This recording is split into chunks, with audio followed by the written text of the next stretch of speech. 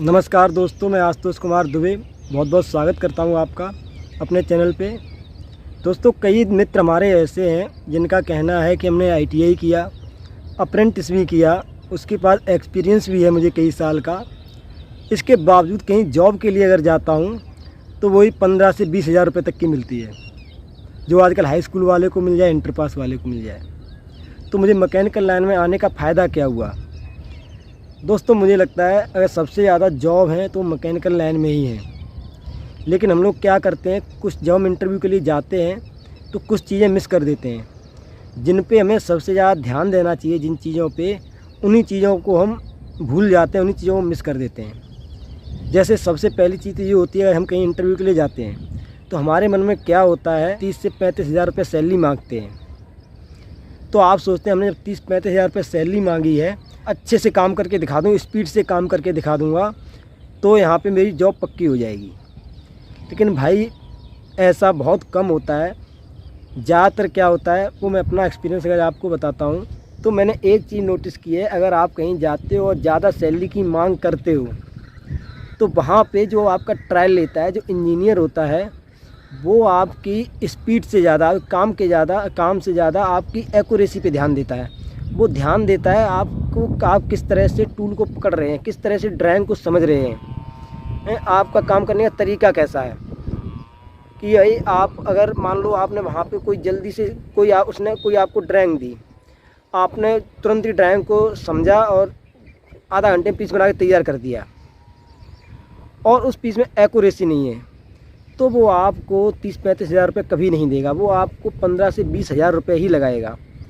भाई, वहाँ पे मैकेनिकल लाइन एक ऐसी लाइन है जहाँ पे आपकी स्पीड नहीं देखी जाती। वहाँ पे सबसे ज़्यादा ध्यान दिया जाता है आपके काम करने के तरीके पे, आपको काम में एक्यूरेसी क्या है, आप ड्राइंग को समझ किस तरह से रहे हो, आप टूल को पकड़ कैसे रहे हो। ज़्यादातर हम लोग क्या करते हैं, हाइट गेज को उठाते हैं, ऊपर से पकड़ के उठा लेते हैं, या कोई टूल है, कोई वही नहीं होता, जैसे हाथ में आए वैसे लेके चल दिए।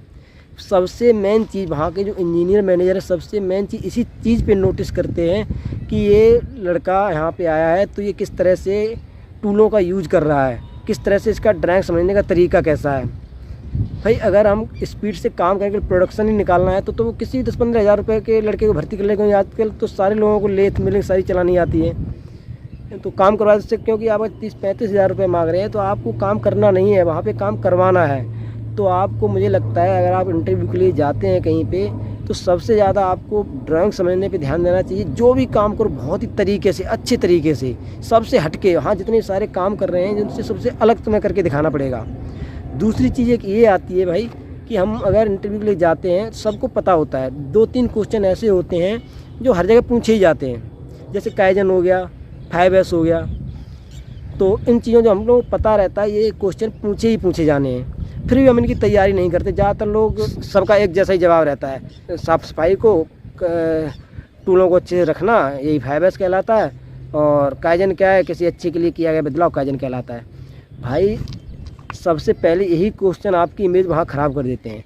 आपको काइजन, PPE और ये 5S, इनको एक तरीके से तैयार करना अच्छे से, ज़्यादा हो सके इंग्लिश में आप बताएं और अच्छी बात रहेगी।